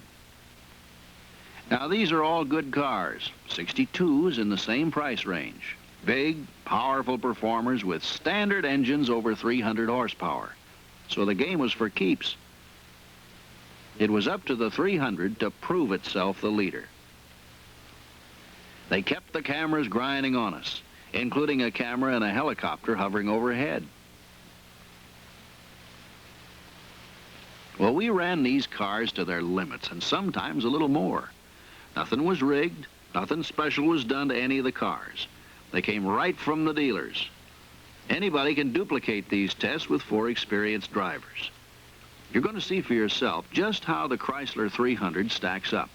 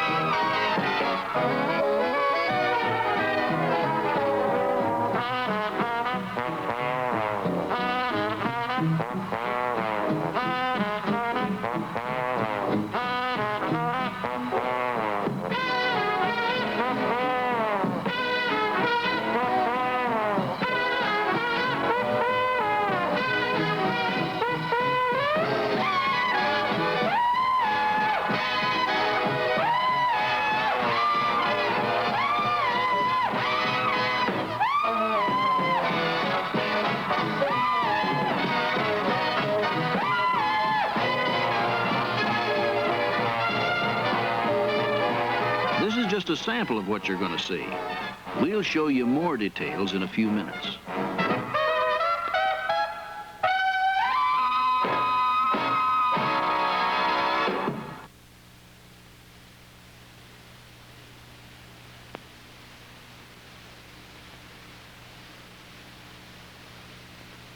That's me on the left in the 300, then the Invicta, Super 88, and Bonneville.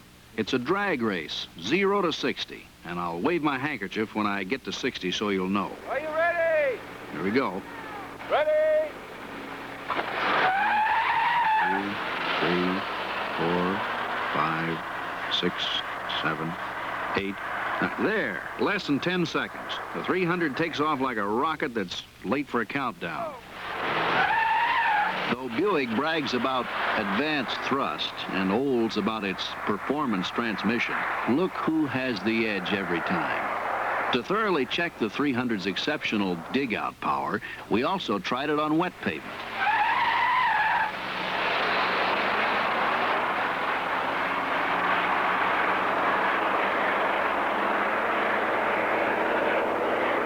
Even if you don't go in for drag racing, fast acceleration's important. For instance, for swinging into expressway traffic safely. Also for passing, so we check that too.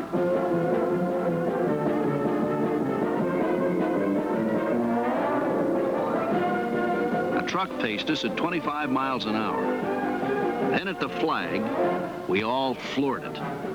That's me on the left pulling away from the bops, including the Olds with its exceptionally authoritative passing gear.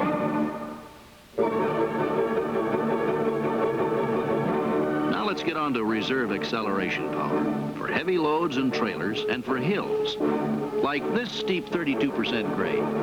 The 300 will take them on one at a time, starting with the Super 88. We'll approach at 25, then at the flag, give it all she's got, and see how fast we can claw our way up. Watch.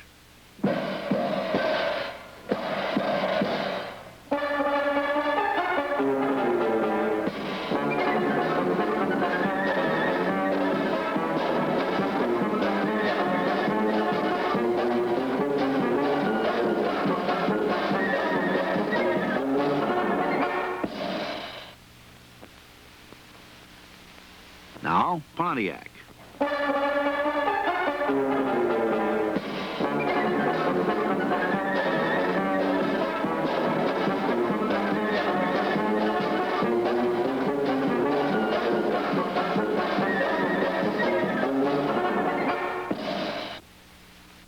They say the Invicta really takes to the hills.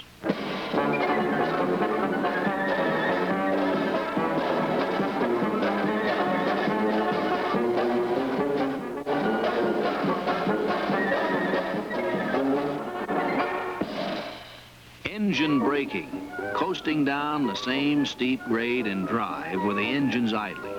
The 300's 3-speed transmission holds back more safely than the Invicta's 2-speed transmission.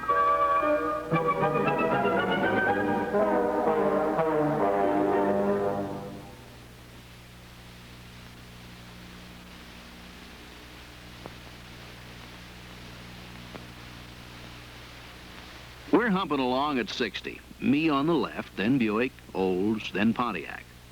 When the flag goes down, we'll tromp on our brakes hard for a real panic stop. Now.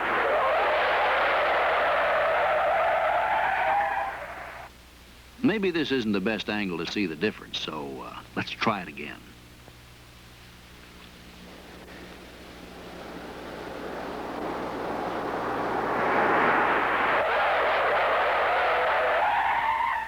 The 300 beats the Invicta even with its fin-cooled aluminum brake drums. We tried this many times, and every time we tried it, wet or dry pavement, they came out in the same order.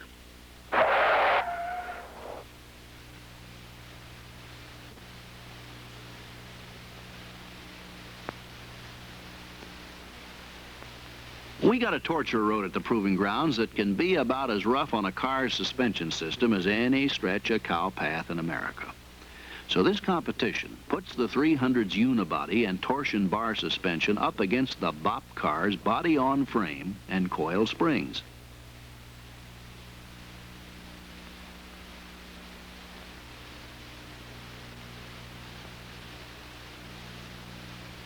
Hold on to your hats now. It's going to be rough.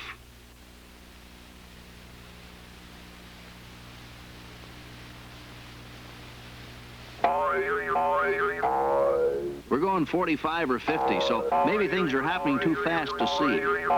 Lean back and enjoy it in slow motion.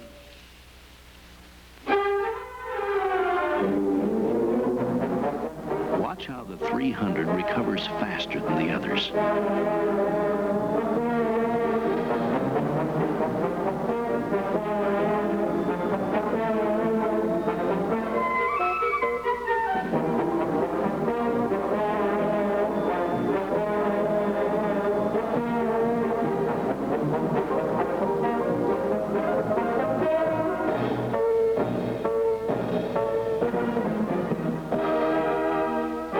Frame on the Buick's actually pounding the pavement.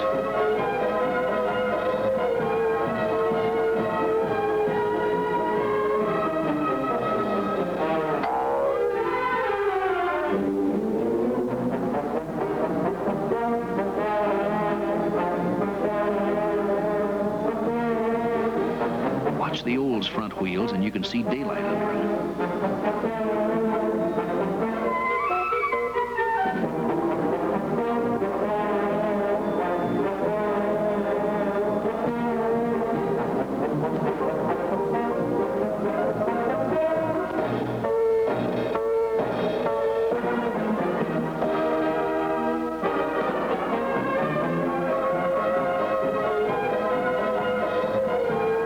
America's #1 road car, they call it. Landing like a jackrabbit with fallen arches.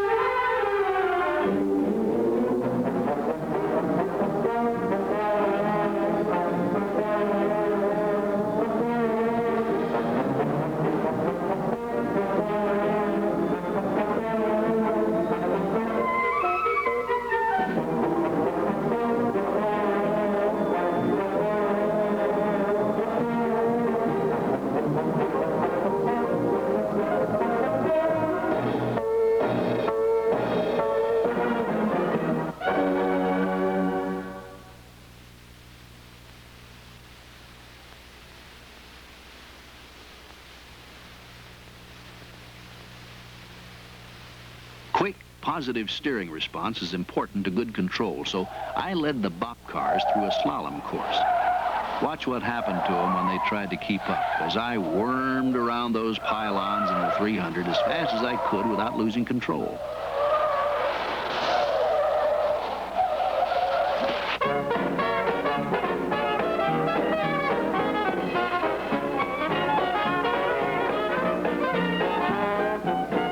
To keep control, the others had to slow down, so they fell behind.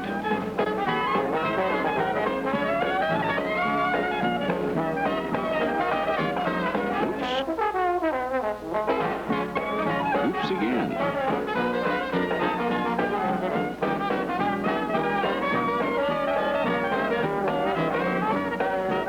It's fall behind or slide out of control for the BOP boys.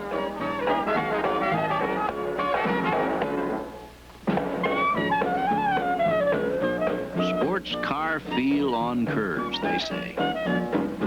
What do you say?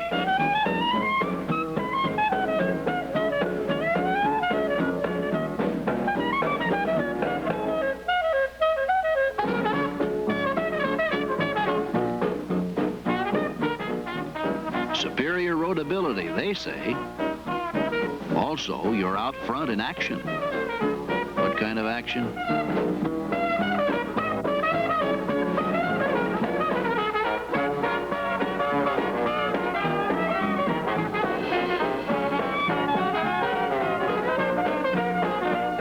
I'm still threading that 300 through like a greased snake swallowing a corkscrew. But dig the car with the road-leveling wide track stance.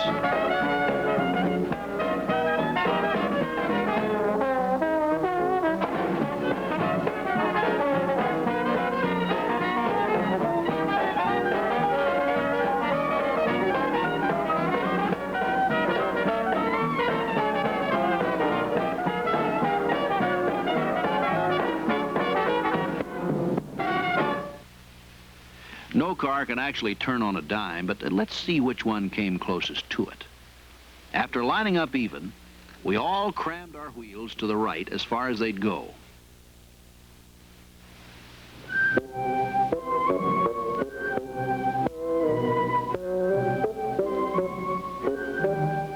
Pontiac cut 3.5 feet off their turning radius in '62.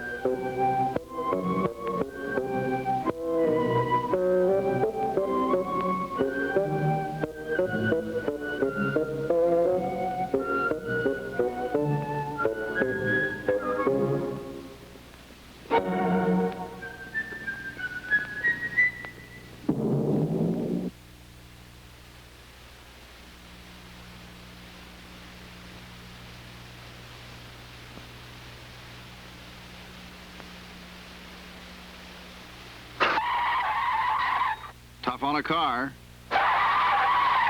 but the 300 can take it.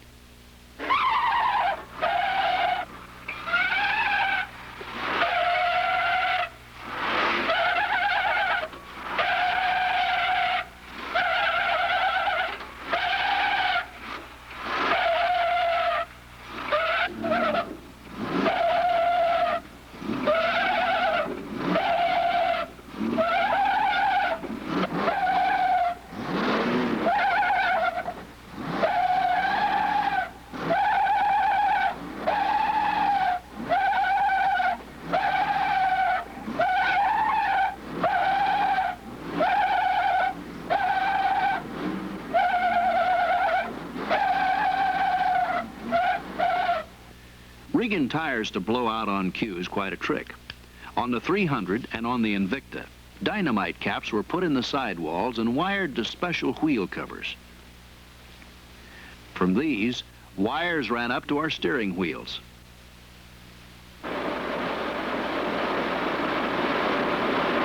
It was hooked up, so when I got the 300 up to 60 miles an hour, I just pushed the horn button and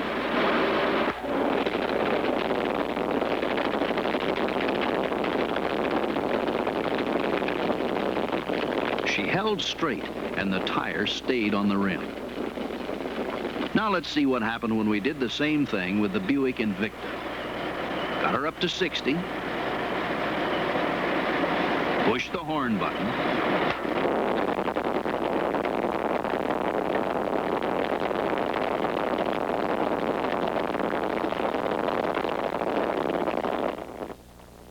Boy, it's a good thing that tire didn't wrap around the steering linkage.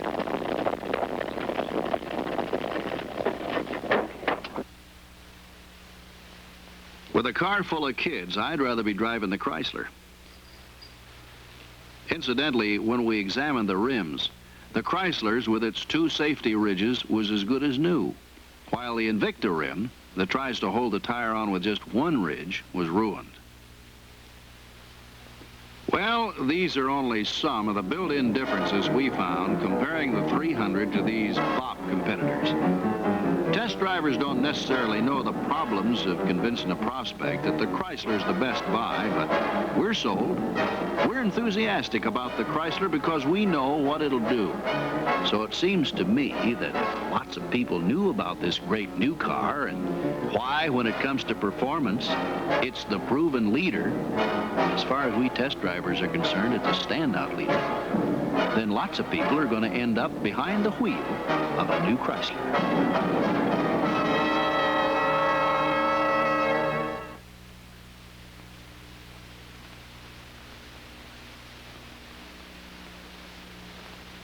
Today, you've seen proof positive that the Chrysler line for '62 surpasses anything in its field. You've seen and you've heard the reasons why. You've got a great product. You've got the selling ammunition in these 3 great series. The Newport, the full-size price surprise at $29.64. The 300 Sports Series, a high-performance car in a popular price range. And the New Yorker, the most luxurious Chrysler. The Fast Start meeting earlier this year gave you a good foundation of product knowledge. This meeting gives you what you need to maintain the Fast Start momentum. and to sell Chrysler over competition. With this knowledge, you can sell against competition with confidence and enthusiasm. As you know, these are the weapons that you need to go out and to capture the competitive owners in your area. And remember, conquest selling offers you the best chance to put money in your pocket. But conquest selling is no pushover. It's tough. You gotta fight for the business. So in addition to product knowledge, confidence, and enthusiasm, you'll need another ingredient, aggressiveness. And using it, you can get your share of the conquest business. You've got to use all of these weapons in your day-to-day selling if you're going to put the competitive owners in your Chryslers. Now, for the last 2 10-day periods in December, let's concentrate on these competitive owners. For the Medallion Club salesmen who do the best job during these periods, we're going to have some special awards. These awards will be made for the top conquest sales in each region. So start lining up your competitive owners now for contact. The full details of these awards will be sent you shortly. Now, we've got a good start for this model year, so let's go after those Buick, Oldsmobile, and Pontiac owners and make this year our biggest conquest year.